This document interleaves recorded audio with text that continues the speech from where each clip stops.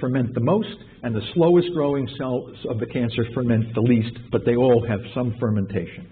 So, if you're going to change the view of what cancer is, you just simply can't discard decades and decades of research that have already been done. You have to just reinterpret the data. Okay, we're just reinterpret. We have to go back to the hallmarks of cancer, just as Hanahan and Weinberg said. But can we link all those hallmarks to cancer back to the origin of cancer as a mitochondrial metabolic disease? And here on the right, you can see the mitochondria. And in relationship to the talk that Dr. Kaufman gave about the toxoplasma. So we can easily. I looked into this. So we have carcinogens, radiation, hypoxia, inflammation, rare mutations, and I'll talk of P53, RAS oncogenes, viruses. All of these things impact and damage yes, aflatoxin, and these toxins from fungi get into the mitochondria and they damage the mitochondria. So this is what was called the oncogenic paradox. And if any of you have read the book by Sid Mukherjee on the Emperor of All Maladies, I suggest you read that if you hadn't. It was on the New York Times bestseller list. You get the Pulitzer Prize for that book. Very depressing book. No hope. It's one of these books. Very little, no hope for the future. We're going to have to just pound through this genetic stuff for the next centuries. But he struggles with this on page 285 and 303. If you have, write it down, look it up. I don't know how all these different things how do you get cancer from a gene mutation? How do you get cancer from a viral infection? How do you get cancer from inflammation, radiation, all this stuff? And Szent-Györgyi in 79 said, this is the paradox. We don't know what is the common pathophysiological mechanism by which all these so-called carcinogenic events cause cancer through a common mechanism. That common mechanism is damage to the respiration in the cell. And then when the cell becomes damaged, the communication between the mitochondria and the nucleus gets disrupted, and these reactive oxygen species start to pour out. These reactive oxygen species are carcinogenic and mutagenic. They cause mutations. And they feed back and they damage further the respiration, and the cell begins now to make this transition from a respiring system to a fermenting system, and that's on the bottom. We've done the bioenergetic transfer from respiration to fermentation. So that, as Warburg said, there's a gradual, because if you shut off respiration and you don't turn on fermentation, you're going to die. And some cells don't get cancer, like neurons. Neurons don't get cancer because they can't ferment. The neurons in the brain, but the neurons in the kidney, neuroblastoma, they can ferment. So cells that can ferment will become cancer. Cells that can't ferment will never become cancer. So you have to recognize what's going on here. So the genome becomes destable, and all of these mutations accumulate because ROS is breaking the genome down, and the mitochondria are becoming more and more damaged. So what we have then is genomic instability, a transition from respiration to fermentation, and now we can begin to link the 6 major hallmarks of cancer back to the damage to the respiration. So all of those hallmarks, the first 3 there, self-sufficiency, insensitivity, limitless replicative potential, because the cell now is entering back its default state. This is the state the cell existed in before oxygen came on the planet. Remember when I said the bacteria of the mitochondrial bacteria fused with this other fermenting, and we have this now eukaryotic kind of a system. Well, that broke apart, and these guys are going back to the way they were before oxygen came on the planet, which was unbridled proliferation. And they would proliferate rapidly as long as they had a fermentable fuel in the microenvironment, because when the fermentable fuel in the microenvironment goes away, these cells die. And our methods of cancer treatment today bring huge amounts of fermentable fuels into the microenvironment. So we can capture the first 3 hallmarks. Sustained angiogenesis. The cells are dumping out waste, lactic acid waste, creating acidity, leading to the blood vessels, easily accountable through the signaling. We characterize the signaling pathways for that. The kill switch. The mitochondria is the kill switch. It sets off programmed cell death. Okay, when the cell gets injured, the mitochondria get injured, they release cytochrome C into the microenvironment, causes the cell to die. Boom, apoptosis. But if the switch doesn't work, these cells are now free. They don't respond. And then the metastatic cascade, this is the issue that I'm going to talk. They said metastasis is the big dog here. We've got to figure out how we're going to do with that. How do we stop metastasis? What is metastasis? What is this metastatic? So it's the epithelial mesenchymal transition from the gene theory. It's crap. Doesn't make any sense. Here's what makes sense. So we have a group of normal cells, epithelial. They're junctioned. Then we have this dysplasia. We have the initiation of a tumorigenic event from one of the provocative agents in the environment. It could be anything. It could be aflatoxin. It could be this, could be that. Viruses, infections, anything. Then we have, our body says, this is something that should be healed. We need to send in the troops, which are the macrophages. They're going to heal wounds. They're going to put up growth factors and cytokines, and they're going to rebuild the microenvironment. But these cells are not, they're growing faster when the macrophages come in to heal the system. And when it doesn't heal, macrophages have a capability of fusogenic. They're extremely fusogenic. So they start fusing with these cancer stem cells. Cancer stem cells do not metastasize, believe me. Everybody says, oh, cancer stem cells. They'll grow like crazy and form a big ball. They're not the ones that metastasize. The fused hybrid was the one that metastasizes. And you can see them starting to fuse in an attempt to heal the wound. So they fuse with the blue cells, and next thing you know, they have bad mitochondria. The mitochondria, but their genome, what do these cells do? They're genetically programmed to enter and exit bloodstreams. When you have a wound or something, these macrophages, they come out of they go right into the wound. They're not doing anything than what they're programmed to do. They're in the bloodstream. They're mesenchymal cells. They exit the bloodstream, but now they're dysregulated, and they're growing like crazy. And they're like the Marines. You know, the Marines say, we're either your best friend or your worst enemy. The macrophage is your best friend when your body is healthy. But when you have cancer, they're your worst enemy. And they're tough, and they can suppress the immune system, and they can enter and exit tissue. And then when you get them really pissed off, they'll eat other cells to get their energy. So they're all embraced to do this. They're genetically programmed. You don't have to all these new mutations. Even though they will collect mutations, they're genetically programmed to do this. And what's more, they're glutamine hogs, like all of the cells of our immune system. So it's important to recognize that. I'll come back to that. Okay.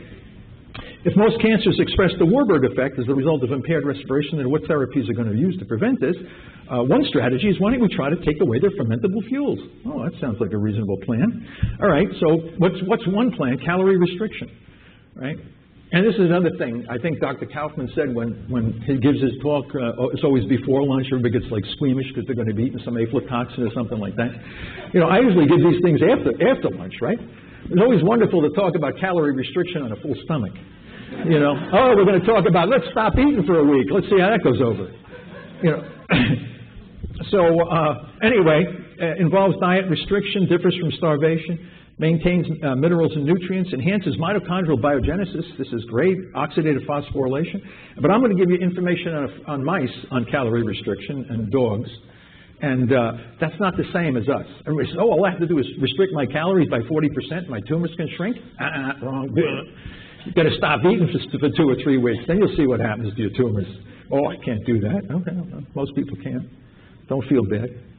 You know, biomarkers. Now, what are the biomarkers? Okay, what happens when you stop eating? Blood sugar goes down. But it only goes down to insulin goes down, blood sugar goes down, but then it plateaus because the liver starts making glucose from within, gluconeogenesis. And we start mobilizing the fats, our storage. The fats are broken down into water-soluble ketone bodies, beta-hydroxybutyrate, acetoacetate, and acetone is blown off in the breath. So, and that's due to the shift from insulin levels to glucagon levels, and it's a seesaw kind of thing. Okay, I'm stopping eating. My brain needs, if I don't have sugar from my brain, I'm going to go unconscious. I'm going to drop over. Okay, so what happens is your liver then starts throwing out the glycogen, the muscle glycogen, glycogen reserves start disappearing. Oh man, I got to start mobilizing fats. That's when the smile comes off your face. You know, and then we're starting to make the whole body transition. So the biomarkers are reduced glucose and elevated ketones. And this is just an example of a cell in the brain. And we have the capillary and we have the cell. And under normal condition, normal cell would take in, our brain cells would be sucking glucose in like there's no tomorrow, and it would go and go through the Enden-Meyerhof pathway to pyruvate, and it would be fully oxidized. But in the tumor cell, we have this defect in mitochondria, so you can't pyruvate's not going to go in there if it can't be metabolized. So it's going to be reduced to lactic acid, lactate. It's going to be dumped into the microenvironment. It's going to cause acidification. Some of it's going to go back into the bloodstream and go through the liver in the form of a Cori cycle, coming back to the brain in the form of glucose. So we have this cycle of this whole system driving this tumor cell. But when you lower the blood sugar and the ketones come up, the ketones will now come into the tumor cell, and the tumor cell can't have a bad mitochondria, can't use the ketones. The normal cells are taking in the ketones, and the normal cells are getting very, very healthy, but the tumor cells are suffering. They're not getting their fermentable fuel. You're force feeding them a non-fermentable fuel. So one of the keys is pull the glucose down as far as you can and get the ketones up as high as you can and start choking those guys off. And making the normal cells, they're not as happy, but they're getting very healthy because they can burn the ketones. Now, how did we come to all this? Well, this is one of our studies from the mouse. And, I didn't know who the hell Warburg was when I started all this stuff. I just wanted to know how come I'm getting these spectacular changes in the growth of the tumor in these mice. And here you can see the guy on the left is the ad libitum guy, and the guy on the right is the calorie-restricted guy. So we put the tumor cells, and 3 days later we cut the calories by 40%. Look at this, the tumors. I said, what's going on here? I mean, just cut down the calories in this tumor cell, and this mouse and his tumor starts shrinking. Anywhere from a 65 to an 85% reduction in the size of this aggressive stem cell tumor from just simply cutting calories. So then we asked, what's linked to the fact that we're cutting calories and getting a big reduction in tumor? So each one of those squares is a mouse under a different dietary condition. And you can see on the left that as the glucose levels go down, the ketones go up. This is an evolutionarily conserved adaptation, and it works even much better in humans than it does in these mice. Then if you look on the other side, the tumor, as the glucose goes down, the size of the tumor goes down. Direct relationship. And this has now been established in many, many human cancers, in both directions, by the way. Lower your glucose, the tumors don't grow as fast. Eat high fructose corn syrup and sugar, and the tumors grow faster. So what's the mechanism involved? Well, anti-tumor effects of calorie restriction. It targets these three major hallmarks of cancer, and we've done all the signaling cascades. Like Dr. LaValle was pointing out to you this morning, we showed all these different cascades, the signaling, anti-angiogenic, anti-inflammatory. This is a single modality change, and it targets three major hallmarks of cancer simultaneously. There's no drug that can do this. So the question is, now what about invasion? We've developed some of the best models, not only of systemic metastasis, but also of glioblastoma at Boston College over the last 20 years. I've been building these. Mostly I did ganglioside biochemistry. I was looking at gangliosides and things like this. I wasn't really into the energy until about 15 years ago. But anyway, we built these tumors. And this is a GBM model, and it shows you how calorie restriction, the guy on the left, the ad libitum, eats all the food they can eat, no restriction. The guy on the right is calorie restricted by about 40%. But you can see the dark blue of the tumor cells, and they invade right through the brain. They go from one side of the brain to the other, migrating just as they would in a human GBM. The guy on the right is calorie restricted. And what we found is that you get far less invasion from one side of the brain to the other if you just simply calorie restrict these guys. So we're seeing a restriction not only of the tumor size and the blood vessels reducing, but we see a very marked reduction in invasion. But you'll notice that this calorie restriction did not eliminate these tumors. This is an invasive human replica of the human GBM. That's because they're taken in glutamine, and ketogenic diets and calorie restriction do not target the glutamine. So we have to remember that. I'll come back to that. So now, the other thing about calorie restriction is this calorie restriction. It means that somebody doesn't want to eat, nobody wants to hear this. Your patients don't want to eat. Stop eating for 2 weeks and come back and see me. What the hell? You're not going to. What kind of smile is he going to have? Well, I think I must be some quack. Actually, the patient will do very well. Believe me, we've seen it happen. So the question is, ketogenic diets. Very big mystery here. Everybody's talking ketogenic diets. What do you do with ketogenic? You got ketones, peeing on the strip, doing this kind of stuff. It's a very low carbohydrate diet, very high fat. But it generates a lot of energy. But let me tell you something. The kinds of fats, the kinds of proteins, all of this plays a very important role. This is not an Atkins diet. Atkins diets have different kinds of too much protein, different kinds of fat. Atkins diets don't work very well at all. Nothing like a ketogenic diet. But you have to restrict it. And because if you don't restrict the ketogenic diet, you get dyslipidemia, insulin insensitivity, and type 2 diabetes. So you got to be careful. So what I want to do now is just show you some data on the way this works. Okay, we have the CT2, a mouse tumor and a human tumor. Only when the diet is restricted did it work. You don't see any effect when the diet is unrestricted. And when you look at the blood sugar level, you see only the reduction in glucose and the great elevation of ketones when the diet is restricted, not when it's unrestricted. And this is a problem for a lot of people. How is it possible that I could have high blood sugar if I'm eating a diet that has no carbohydrate in it? because you get gluconeogenesis and dyslipidemia, and you're raising your blood sugar up. And if you ever see the blood of a person who's pounding lard, it's all milky. All right? But if you eat just a teaspoon of lard a day, it's clear, crystal clear. Right? I mean, we've done it. My students are the ones who, not me. I use mice and students. People say, "Did you ever try that?" I said, "No. He did over there. He tried it.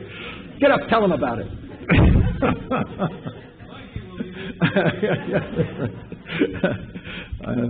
Something else. All right. So the question is now: is this a work in people? Forget about the mice, But the mice are very important. They tell us a lot of information, so we know we're not going to kill anybody when we go and try it on somebody. Let the mice die first. The thing of it is that we try to keep the mice alive. We use these mouse as his own. Every one of my students has a mouse. That's my patient. I'm going to take care of him. Good. You'll go far. Can ketogenic diets be considered medicine? God, what a radical view.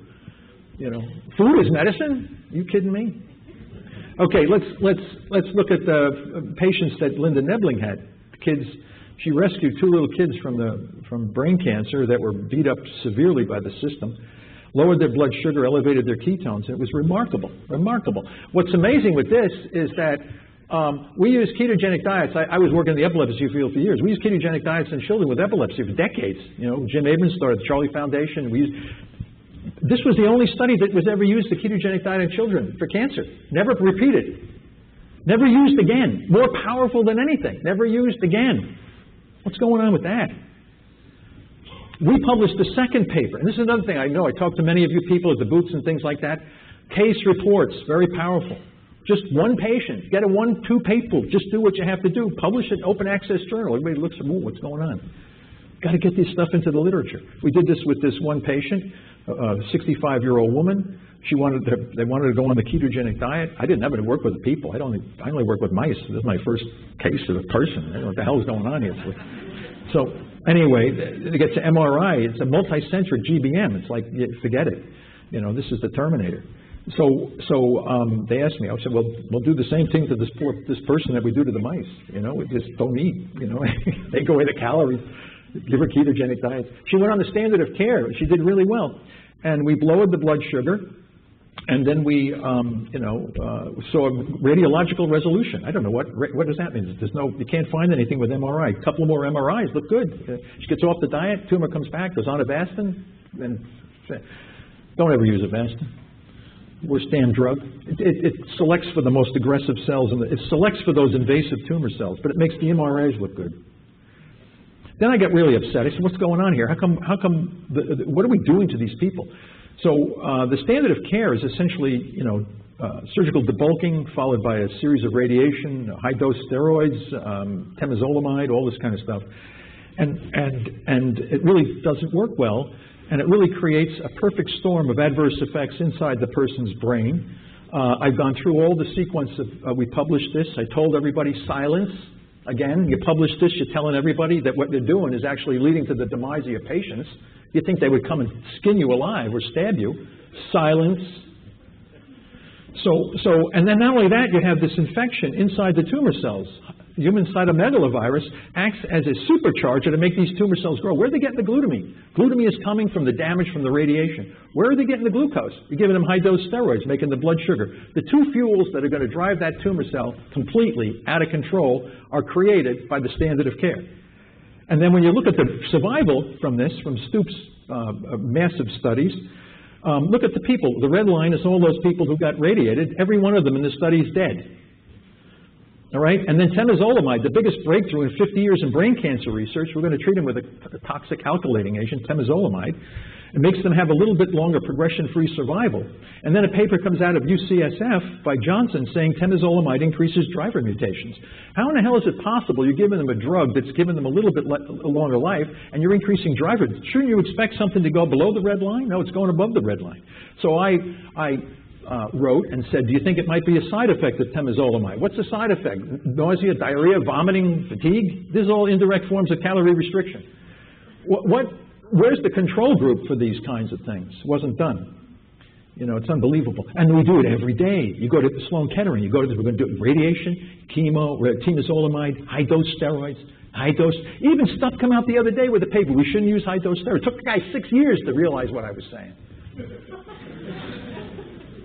Give me a break. Now, this is another case, a person that's still alive with us today but not doing so well. She came, had gait disturbance at 56, tumor inoperable diffuse infiltrated brainstem glioma, not good. Initiated the restricted diet with supplements, metformin, DCA, curcumin. Refused recommended chemotherapy, radiotherapy, 5 majors, said, screw it, I don't want any of that.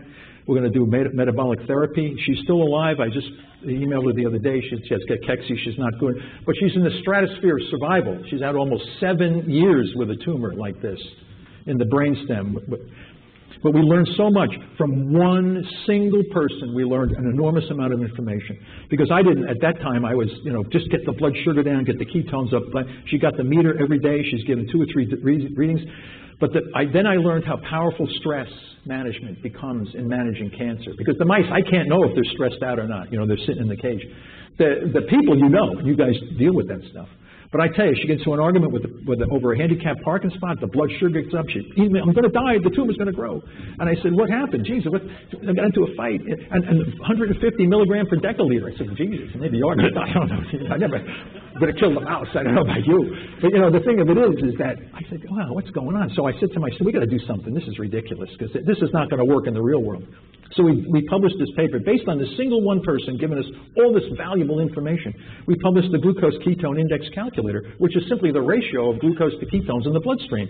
And then when you recalculate her data, it looks beautiful. So even though she gets into a fight, I mean, she gets this beautiful low line. Don't freak out, man. Don't just oh yeah, okay. It's unbelievable how powerful just changing the ratios can be, and it keeps people less anxious. And now this guy, this is Pablo. He emailed me a couple of years ago. He had a GBM. He went down the road. He went to the dark side. No chemo, no surgery, no radiation. He went to the dark side. He's still alive. And he's telling everybody in England now, hey, I should have been dead 2 years ago. I think I might have a family, right? My girlfriend and I are going to get married. And he's saving the English government a fortune on all the drugs. And he said, they won't even pay for my ketogenic diet supplements. You think they give me a break, right? You should read it. It's on the report there. And then one of the British neuro-oncologists said, yeah, the evidence is weak. So I said, Pablo, you think the evidence? I don't know. I don't look that weak, do I? So the idea is here, we're going to lower blood sugar, we're going to raise ketones, we're going to try to put the whole body. The candidates, you're right. You guys are absolutely right. This is not a focal disease. It's a systemic disease. You got to treat the whole person if you want to manage this disease. Now, Dom D'Agostino and I are working on a big paper. I'm going to submit it next week when I get back. He's up in Canada at the ketone meeting telling everybody how wonderful hyperbaric oxygen and ketogenic diets are for managing cancer. I'm down here speaking to you good people. So the idea here is we're going to manage this disease using this concept of press pulse, which is an ecological way of that was happened in our historical past on the planet. How we have mass extermination of organisms from volcanoes and meteorite strikes. You put pressure on two things. Coincidental combination of a chronic stress with an acute stress eliminates the population that you're looking at. And we can do this with calorie-restricted ketogenic diets with ketone supplementation or calorie-restricted raw vegan diets, as long as you can bring the blood sugars down, get the ketones up a little bit, and stress management. Stress management is so important. Exercise. You know, I went out to dinner with Greg Glassman from CrossFit the other day. He wants to bring CrossFit into this metabolic theory to try to dovetail exercise. And I've seen the exercise and things. We're going to get the press, and then we use hyperbaric oxygen and non-toxic drugs that target simultaneously glucose and glutamine. So we put all of these. This exercise should be up in stress management. It's on the bottom here, but we decided to put it up on the stress management category. So what we're going to have now is a cocktail of drugs, procedures. We're going to have these combinatorial, and you're right, Lee. You've got to use the combinations. You got to use these combinations to get the full effect of what you do. So we did this preliminarily with 2-deoxyglucose in the ketogenic diet. We got synergy between a glucose targeting drug and the diet. For systemic metastatic cancer, these blue cells are the cells, they spread to the liver, lung, kidney, all the major organs, and the brain. So we have the standard diet control. We have the, let me go back here, punched that the wrong way. Okay, we have the standard diet with oxygen. Does a little good, this is not great. The diet does pretty well, but not against systemic metastatic cancer. You put the two together and you got synergy. This is just from oxygen and ketogenic diet. And then, of course, 25% of the cancer patients are dying from metastasis from an organ to the brain. It kills 25% of the cancer patient. When you get the cancer cells in your brain that you used to have in the breast or the lung, I mean, this is bad. We're showing, now the other thing we're working on is new types of ketogenic diets, specialized fats in certain ratios and combinations, and the proteins that are in the diets, they can all play a huge role in how we can slow that whole process down and stop this going into the brain and other organs. Now, this gets into the nitty-gritty, and I remember Dr. Kaufman, all those different signaling cascades. We have two fuels that are driving the disease. It's glucose on the front door and glutamine on the back door. And nobody's targeting both fuels simultaneously and doing all these other things. We have glutamine targeting, and we do work well in those cells, the tumor cells that use glutamine, but not the ones that are using glucose. And if we target the glucose, the glutamine pours in the back door, and you keep the things alive. Oh, these cells are tough. They're not tough. They're full of mutations. You have to just use the right strategy, dosage, and timing of these particular things to shut those doors down. And these cells, what are they going to eat to stay alive? They can't respire effectively. You're going to kill them, but you've got to do it with a strategy that's not going to hurt the rest of the cells in the body. And that requires what we call practice. You guys are practice the art. This is what you're going to do. You're going to practice the art. You're going to keep these people alive and healthy while nailing the tumor cells using strategies that are going to be more effective to those cells and keeping the normal cells. Now, I always like to end with this. The dog experiment, some woman called me up. She said, I followed all your YouTube videos. I did all this stuff. And the dog, it's a big mast cell tumor on his lip, right under his nostril there. The vet says, chemo, radiation, surgery. The dog, $10,000, and he might live 7 months, but he's going to be sick. You better get the house ready. That's what she told me. I don't know what to say. She said, I'm not doing that. Oh, so she gives the dog. She goes to the butcher. She gets the chicken with the bone in the meat, or the organic chicken, cuts the calories of the dog down by 40%, medium chain triglyceride, little raw egg, and a little fish oil she had in there. And she cut the calories, and look at how fast the tumor went away. It was like, what the hell? So, no radiation, no chemo. Here's Pablo, the dog Pablo, right? So, food is medicine. When are people going to come to understand this? Now, Quest Nutrition has opened up a big clinic in Texas based on this stuff, right? And they're bringing these rescue dogs in, and they're giving them hyperbaric oxygen ketogenic diets. And they're putting them in these MRI machines and following them. And I saw the data from the first group. They cured 13 out of 15 dogs from rescue. They had all these stage 4 cancers, these dogs. And they're all running around. They're doing fine, right? What the hell is going on here? We're going to deal with the dogs first, and then after we take care of the dogs, we'll come back to ourselves. So, in conclusion, cancer is a mitochondrial metabolic disease. It is not a genetic disease. Get over it. Preclinical and case report studies indicate that restricted diet can be an effective non-toxic metabolic therapy for managing cancers. Glucose ketone index is simply a biomarker method that we can use, and we can use many others. And the Press Pulse therapeutic strategy using non-toxic drug diet cocktails will contribute to the metabolic resolution of cancer. And I firmly believe this. I'd just like to thank all the people that have worked with me over the years, physicians, PhDs, my students. They've helped me out tremendously. I'd like to thank the people who have funded our work, my university, George Hughes Foundation, he loves calorie restriction, and especially Single Cause, Single Cure Foundation from Travis Christofferson. You have to recognize that the money to do this kind of research, you don't get money. You got to go with a cup on the corner, and to ring the bell during Christmas time, But we'll give $300 million to the moonshot. But anyway, I want to thank you all for your attention, and I appreciate the awards. Thank you very much. Thank you. Are the mitochondria in the organisms, do their DNA, their genetic material, reproduce within the mitochondria? Yes. Do they have inheritance? Yes. Okay, that's very cool.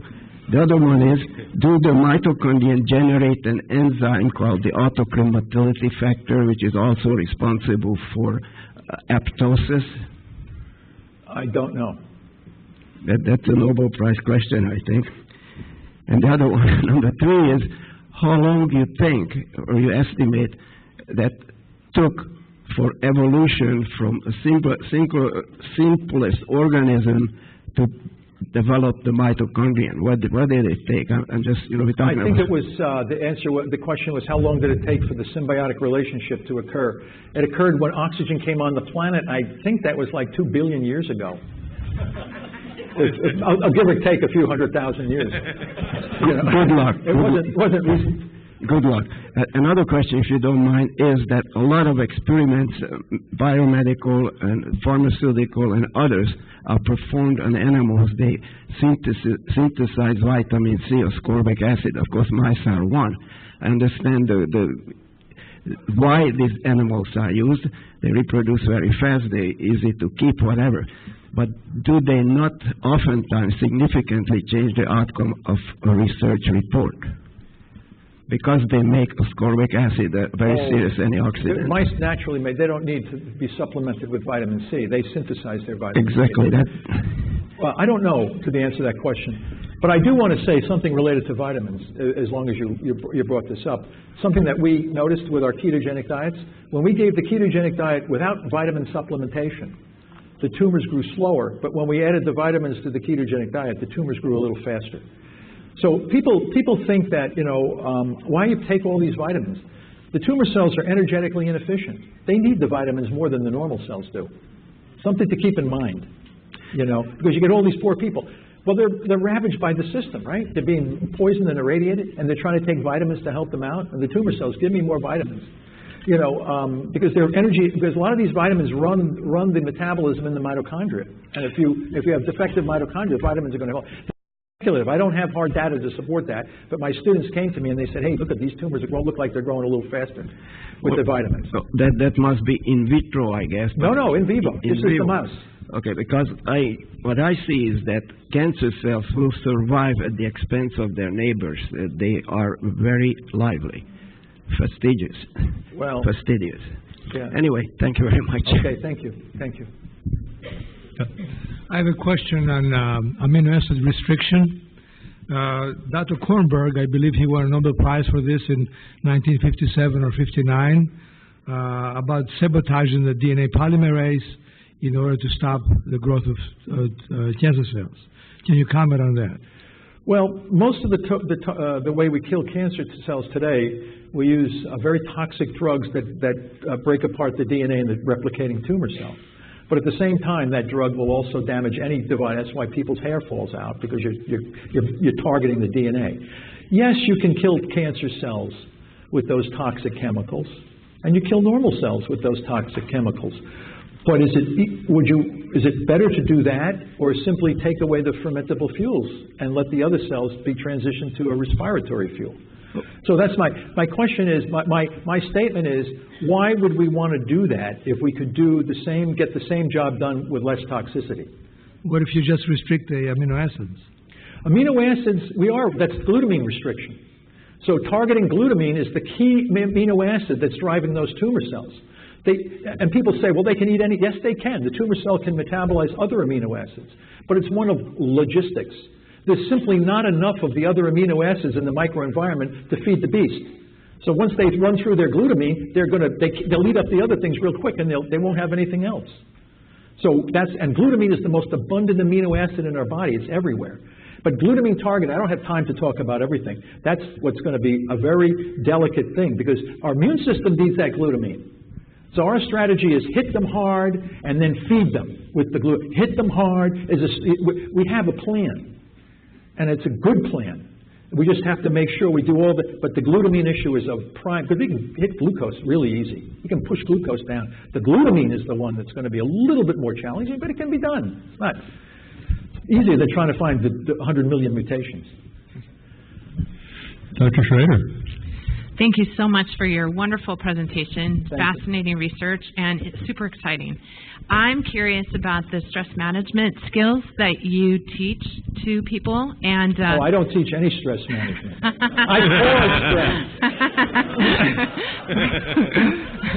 stress. So you're the one. Yes, I am the one. So I'm wondering if we could team up and have Recall Healing and your research to combine to see what happens in a study. Yeah, well, I think you have to do that in a. As I said, I love case reports. People say we have to have giant clinical trials in order for what they call evidence-based medicine. But I'll tell you how powerful a few case reports are. Because this is the kind of stuff that you need to work out all the bugs before you start using it. Because you know what they're going to want to say? It doesn't work. Yes. Because you didn't do it right.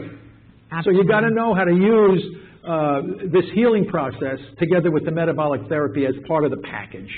And you have to know how to do it. And you want to try it on a few patients that are compliant and with you on this. Not some guy says, you know, I might want radiation. You don't want that guy. No. Okay, and then we're not going to ever take away radiation and chemo from anybody. They want it, it'll be there for them. You know, you have 100 guys waiting for that one guy to come back through the door. Hey, we got a live one over here. You know, but you know, the issue here is that it has to be worked out very strategically. And I think you're right. But I don't know enough about stress management. But I understand a lot of you people know about stress management. Thank you. You know, when I found your book, Dr. Seyfried, it changed so many things, and it's just, I want to thank you so much from the bottom of my heart. There are 3 books that we recommend now to anybody that it recalls. The first one is the Bible, and we have them focus on vanity, because everything else, every decision they've tried to make, every doctor that's ever talked to them is bludgeoning them with their own vanity. So that's book number 1. Book number 2 is Dr. Cowden's 3 books, and the next book is yours, because there have been at least 24, 25 people that I know for sure did not do chemotherapy because we suggested they read your book. They bought the book, and they changed their mind. Okay? That knowledge saved a life. So thank God for you, and thank God that you were led to do this. Thank you. Thank you. Thank you.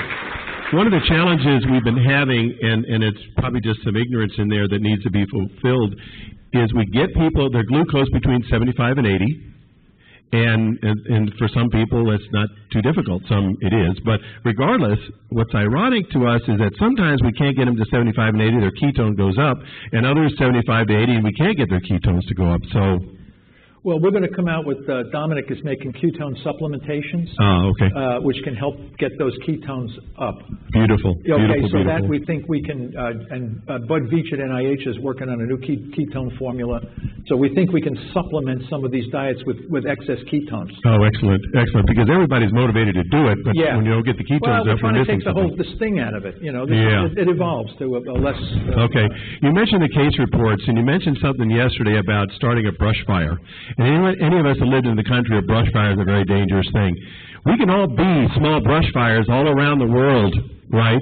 And I think we could use the ACIM platform to come up with, this is how you do a proper case study, get it out to all of us, and let us all do our own thing in the way that we do, okay? Yeah.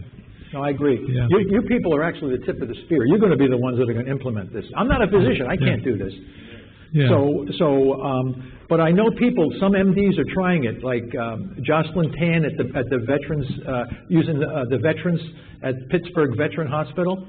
And, you know, I'm trying to help her with that. But she doesn't have the knowledge base that you guys have.